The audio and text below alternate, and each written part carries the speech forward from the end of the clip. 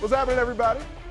This is Big Ten Today, presented by CDW. I'm Anthony Herron, Rayfeld Davis here with me as well. Lots of hoops we're going to discuss throughout the show today, but also plenty of wrestling going on the Big Ten Network and its various platforms on Friday night. And we will have DeShaun Foster, UCLA head coach, with us as well. And Rayfeld, you and I get to talk hoops a good bit, not only on TV, but of course on the radio as well. And when we get to this portion of the year, and you can see teams kind of finding themselves. Not only the player aspect, but the coach aspect is really a big part of that finishing push. Oh, yeah, this is part of the season right now. You either go up or you go down. Teams come together or they fall apart, and this is also the time of the year where the stars step up and they show their stars. They show the takeover games. We've seen it the last couple of nights. You've seen Dylan Harper in the Rutgers game against Illinois, and we saw last night my guy Brucey Thornton went crazy in that second half against the Terps. Exceptional segue to our big story, because there was only one game in Big Ten men's basketball last night, but man, was it a fun one. And Maryland had that 17-point lead in the first half of the game, in complete control of it, but it didn't matter as Ohio State surged back in, 23-9 run that they made in the second half of that game. And you referenced the way that Bruce Thornton was the star of stars. He led the way for the Buckeyes, as Jake Diebler had another ranked win in leading Ohio State this season. And there's been a lot of teams this year that have been somewhat up and down, but it feels like that game, especially from Ohio State's perspective, a team that you can almost sense their confidence growing game by game and week by week. How much does that victory, that comeback, mean for the Buckeyes? Oh, it's big time, because you see earlier this season, Ohio State, they get down. Even against Maryland at Maryland in College Park, Maryland jumped on them early in the game, threw punches, and Ohio State, they did not respond. They did not respond in the Auburn game back in December. So for this one, it was huge for me, because Maryland, they came out swinging, got up 17 points, looked like they were going to run away with the game. And Ohio State, they got off the canvas. They kept fighting, and that's what you need, because you look at this game, and we're going to talk about the last shot, the last possession, but to me, it was won in the final 3 minutes of the first half. And that's normally when you win games. It's normally a period of the game where you can fight back and get into it, because you're down 17, 39-22, and you go into the half only down by 9. Maryland scores 2 points in the final 4 minutes of the first half. That was the game. It was the defense in the second half. Bruce Thornton was great.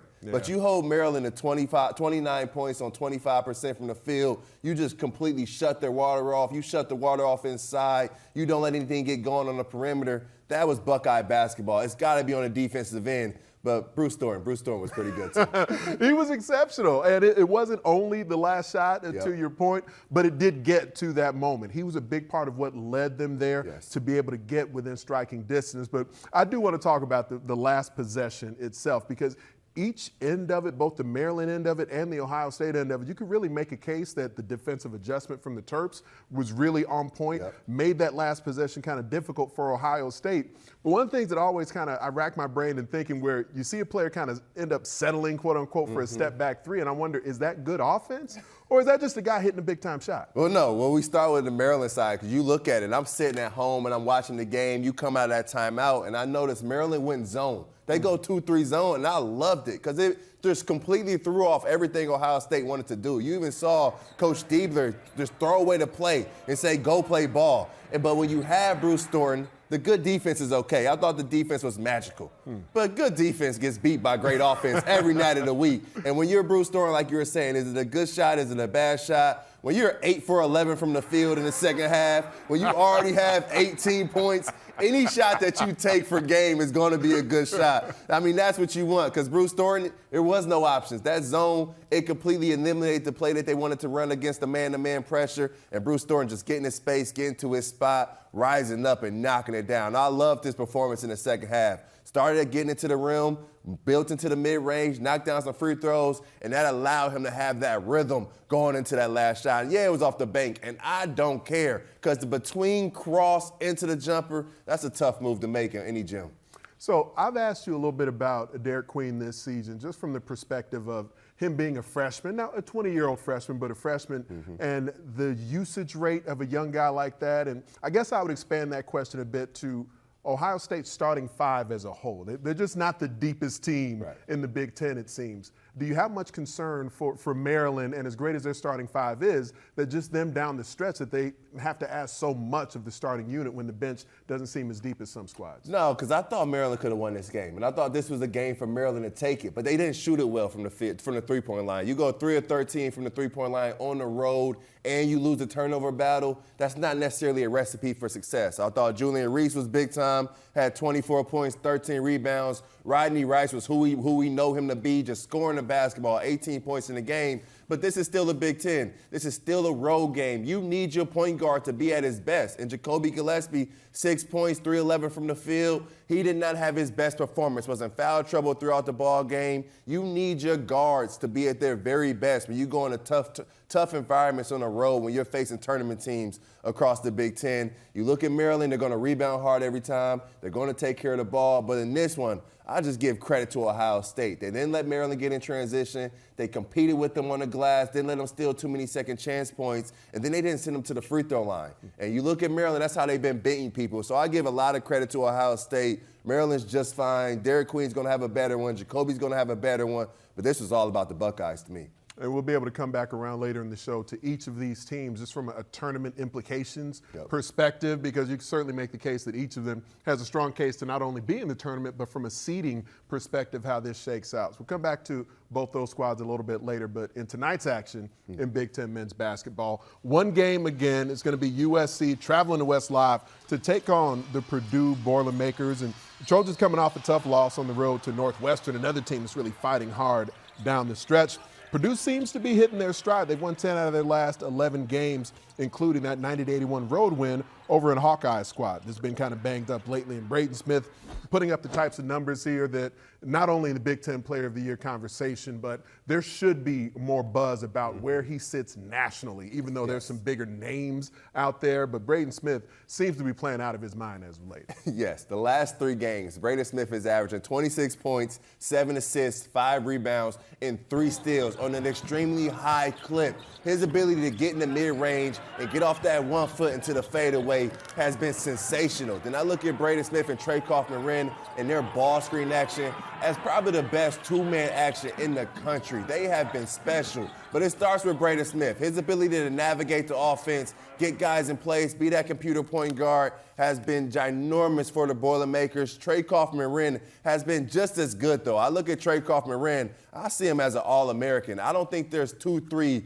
better power forwards than him in the country. Last 5 games, averaging 22 points in contest, and then you look at it. He's improving throughout the year. On the season, a 62% free throw shooter. Last 5 games, he's 22 of 27. And if my math is right, that's around 81% from the free throw line. It's impressive. He's been big time, but then they're getting contributions from the other guys. On the defensive end, it's been C.J. Cox and Jakari Harris. Down low, it's been Caleb First, who had 10 points, 9 rebounds, and 3 steals at Iowa. So you get those 2 guys going. Fletcher Lawyer's going to make shots. And then you get the glue guys, the play hard guys to come in and max it out. That's why Purdue Boilermakers are balling right now. We've, of course, seen Matt Painter operate with this squad in a variety of ways. Yes, the great posts are usually there, but not always to the level of Zach Edey. We rarely, if ever, see that. But we've seen great guards in West Lafayette as well.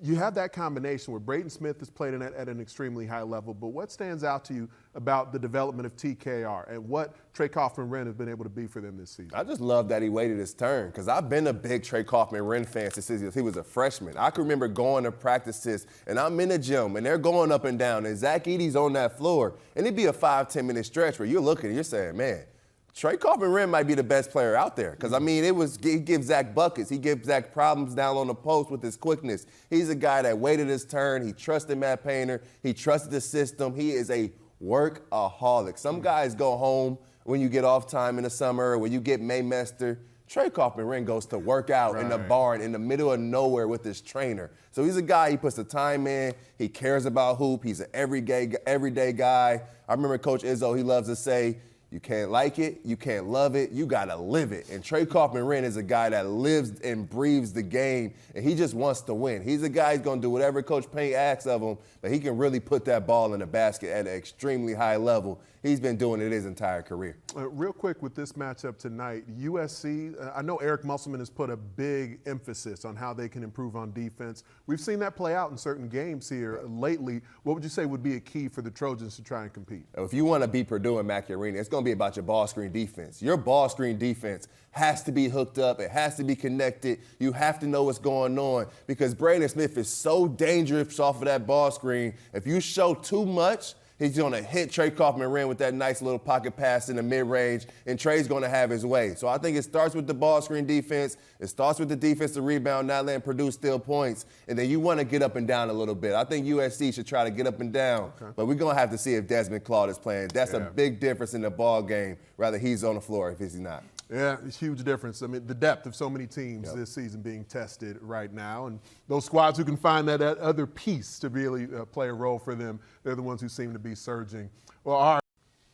The UCLA Bruins, in the first full recruiting cycle that their head coach, DeShaun Foster, has gotten to lead, end up ranking in the top 50 in the country, number 13 in the Big Ten.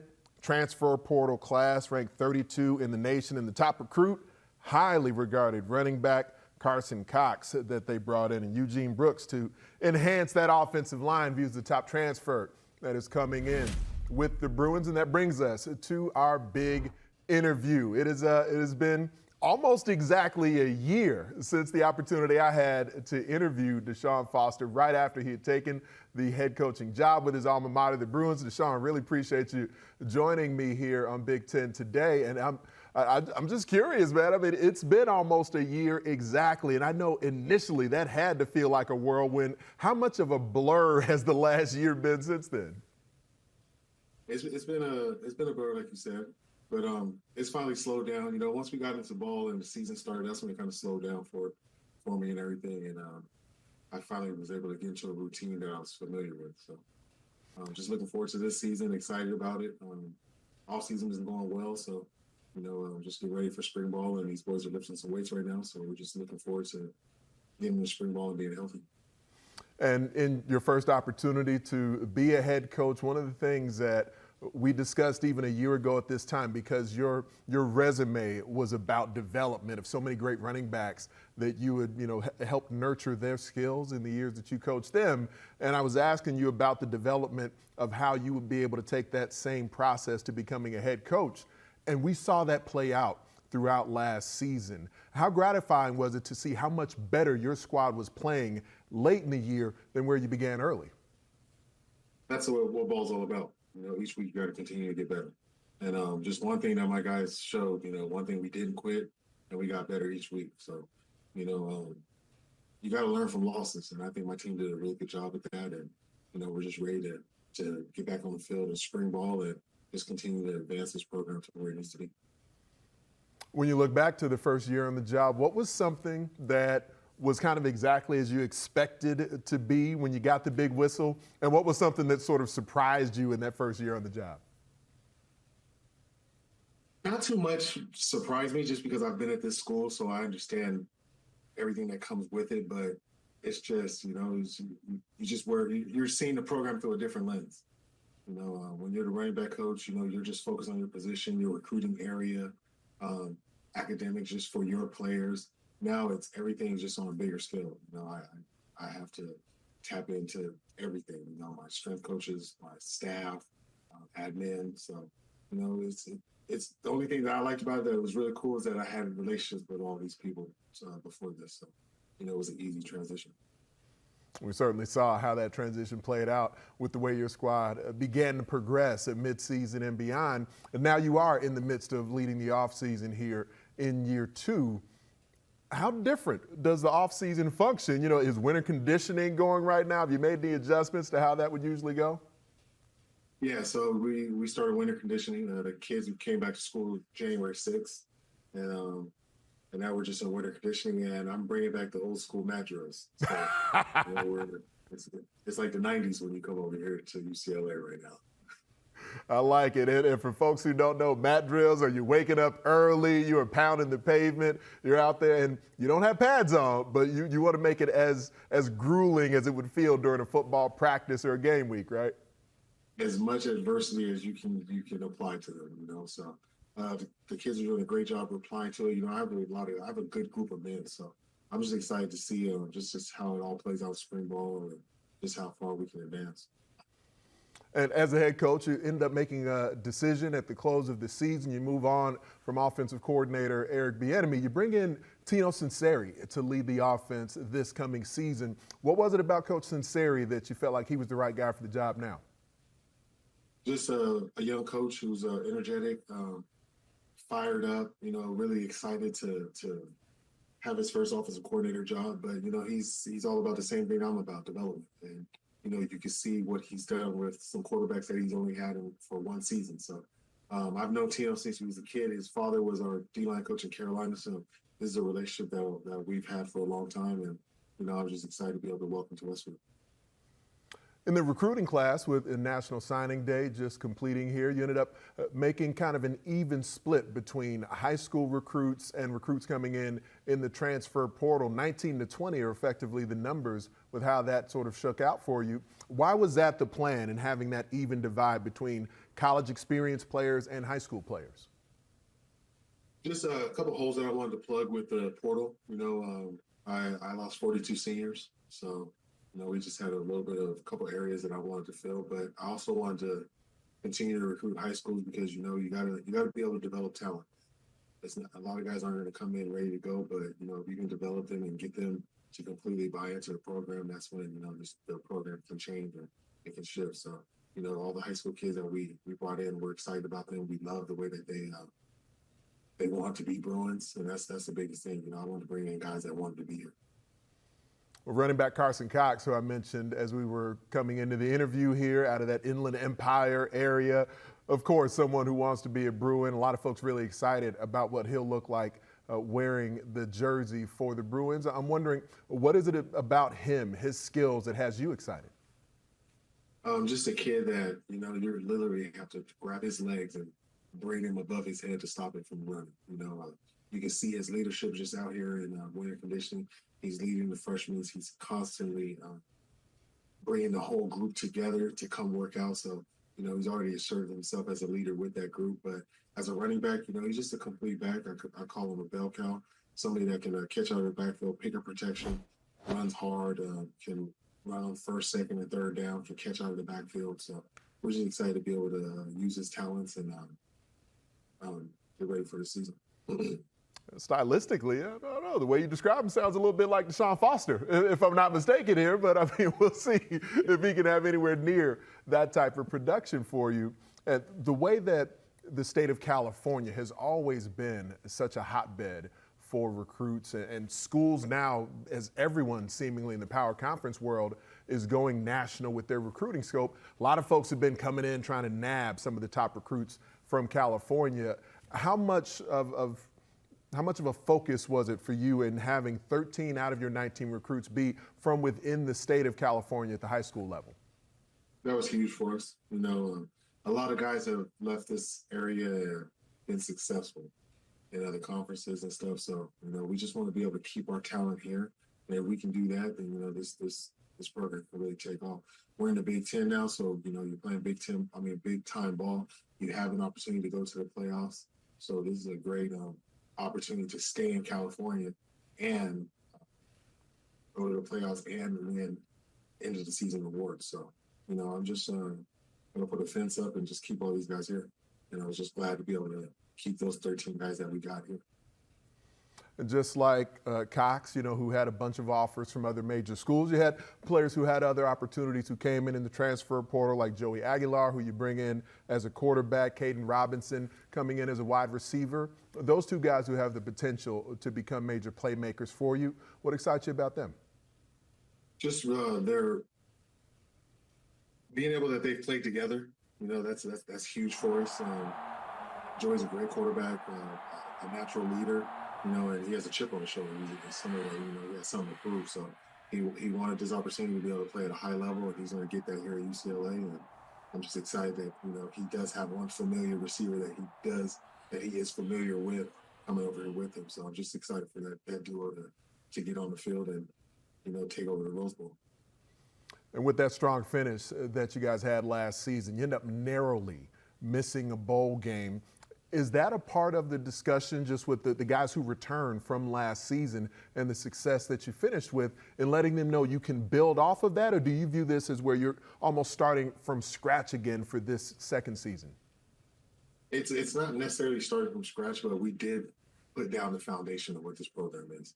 And I think that we have enough guys that are coming back that they're able to relay that message to the new guys. So, we're not going to mention too much of last season and what happened, but that was the groundwork, and we were able to set the foundation that we needed. And I'm just ready to put this house up, and that starts with winter conditioning and the spring ball. So these guys are pretty excited. I love the way that they're approaching workouts, just the energy that they've had out here, new and old players. So I just think that once UCLA can continue to recruit the way that I want to recruit and get the type of talent in here, just the sky's the limit. Could not agree more. Really excited to see how the spring rolls and what things look like heading into your second season leading the Bruins, DeShaun. Thanks a lot for the time. Thanks for having me on. Appreciate you. Can't get enough of those big impact pioneers we do here on the network. Also, it is a can't-miss Friday night wrestling triple header. Top-ranked Penn State battles Michigan, then Iowa collides with Nebraska in a top 10 matchup, followed by Purdue against Wisconsin. Coverage begins with the wrestling pregame at 5:30 Eastern, 2:30 Pacific, only on the Big Ten Network and the Fox Sports app. And within the midst of that coverage, as always, Shane Sparks will be leading the way, and it's an exciting night in Big Ten wrestling, Shane. And the Michigan at Penn State matchup, I see a lot of the conjecture out there that Penn State maybe has the chance to shut out the Wolverines, but that to me even just says more about Penn State than it does about their foe. This Penn State team is so good. Friday night wrestling, our three favorite words as wrestling fans. And Penn State, of course, last week, they beat Iowa 30-8, won 8 of those 10 matches. And they score a ton of points. And yes, they're a heavy favorite tonight, but some really good matches I'm looking forward to. 141 pounds, Bo Bartlett and Sergio Lemley. I like that one. At 165 pounds, Mitchell Messenbrink, ranked #1 in the country. Tech Fall master, 12 Tech Falls, tied with Matt Ramos of Purdue for the national lead. Wrestling Bo Mantanona, redshirt freshman for Michigan, really talented kid out of California. And how about the big guys? You like the big guys, oh, the yeah, football no player. doubt. 197 pounds. Josh Bauer coming off his first loss of his college career to #1 ranked Stephen Buchanan of Iowa last week. Now he gets Jacob Cardenas of Michigan. He came over from Cornell, 2-time All-American. He's undefeated, scores a lot of points as well, so that'll be a good one. And then at heavyweight, looking forward to this one, Greg Kirkfleet, ranked #2 in the country behind Gable Steveson. He's wrestling Josh Heinzelman. Josh Heinzelman of Michigan, I think having more of the under-the-radar type seasons. He's 17-1. He's only got the one loss to Gable Steveson. At heavyweight, the 1-2 punch, Gable Steveson and Greg Kirkfleet. But I like this. In the Big Ten at heavyweight, 8 of the 12 top-ranked guys are from the Big Ten. Oh. So that'll be a good dual meet tonight. Yeah, Penn State, heavy favorites. They've won 66 straight. The all-time record in Division I, Oklahoma State, they won 76 consecutive from 1937 to 1951. So Penn State doing some pretty crazy things right now. Remarkable. And a lot of Iowa fans were fairly upset. Saw them all over social media with the way things went between the Hawkeyes and the Nittany Lions. But Penn State's got things rolling at a level very few do. But there's a rebound opportunity here for the Hawkeyes as they host Nebraska. What stands out about this one? Anytime Nebraska and Iowa wrestle, it always seems like it's exciting. Some really good individual matchups. Iowa's definitely had the better end of it in recent memory. But there's some matches that stand out. 149 pounds. This is worth the price of admission because at 149 in the Big Ten, 3 of the top 4 guys are from the Big Ten. The match tonight, Ridge Lovett, ranked #2 in the country, versus Kyle Parko, getting my guys mixed up. Kyle Parko from Iowa. Try to figure this puzzle out. So Shane Van Ness lost to Ridge Lovett 10-2. Last week, Shane Van Ness beat Kyle Parko 17-6. But Ridge Lovett's never beaten Kyle Parko. They wrestled twice last year, most recently at the NCAA Championship. So 149 pounds, it really is who is going to show up tonight. Those guys are all so talented. But 149, Ridge Lovett, Kyle Parker. That'll be a big match. And if Nebraska wants to win, I think their path, they need some big performances at 174 pounds from a guy like Lenny Pinto. He'll be wrestling Patrick Kennedy. And then at 184, Silas Allred, a Big Ten champion 2 years ago, up at 197, now down to 184. A possible matchup with Gabe Arnold. Couple of really big matchups in that duel. And with Purdue and Wisconsin, opportunity for each of these programs at the end of the night to see which one can come out with a win. We know this is the deepest conference in wrestling, but for them to have the opportunity to face each other, it's a chance to at least show some positive signs here as their season continues. That's exactly it. Purdue, one conference win against Northwestern. Wisconsin looking for its first conference win. It's the Big Ten. I mean, opportunities, victories, they can be hard to come by when you're wrestling the top guys in the country week in, week out. They are led at 125 pounds by Matt Ramos, NCAA finalist 2 years ago, fell to Patrick Laurie of Princeton in that final. He's been remarkable this season for Tony Ersland and the Boilermakers. 21-0, got the 12 Tech Falls, as I mentioned, leads with Mitchell Messenbrink of Penn State for tops in the country. And Wisconsin's got a guy that I really like at 133 pounds, Zan Fugit out of Nixon, Missouri, coming off a nice win last week, made a decision over Jacob Van D of Nebraska. So keep an eye on those two guys. And what I like about this dual meet tonight is teams are going to come to scrap. They're honoring Eric Barnett, an All-American from Wisconsin tonight, who ended his career last March. Madison shows up. They love their wrestling in Wisconsin, and that'll be a competitive dual meet tonight. I know, even on Big Ten Plus, there's another matchup that you really like. We got the triple header tonight on Big Ten Network, but yes, on Big Ten Plus, big one tonight, number 4 Ohio State versus number 7 Minnesota. Gophers coming off a nice win against Rutgers. Ohio State last Saturday in Ann Arbor beat the rival Wolverines. So a couple of good dual meets there. And I want to say this real quick. Always like to give a plug for On the Mat. Big Ten Network does a phenomenal job with the On the Mat features, and you can watch those at B1G Wrestling on Instagram and Twitter. Couple that I just watched this week. One on Tom Ryan, head coach at Ohio State. Had a car accident last April. Talks about him coming back both physically and mentally. Really well done. And kind of on a lighter note, Lucas Bird of Illinois, 2-time All-American, ranked top 5 in the country. He's 5'6". His girlfriend, Ellie, played volleyball at Illinois. She's 6'2". He's 5'6", she's 6'2". They got over 400 followers on TikTok, and it kind of tells their story a little bit. So some really good stuff on the mat as well. I say it all the time. What Big Ten Network has done in covering this great sport. Fantastic. The bar continues to raise. Yes, there's no doubt about that, and you're obviously a huge part of that, man. You see how jacked up he is. Earpieces Big popped weekend, out. Friday Night Wrestling. Yes, huge weekend in wrestling that will start Friday night on the Big Ten Network.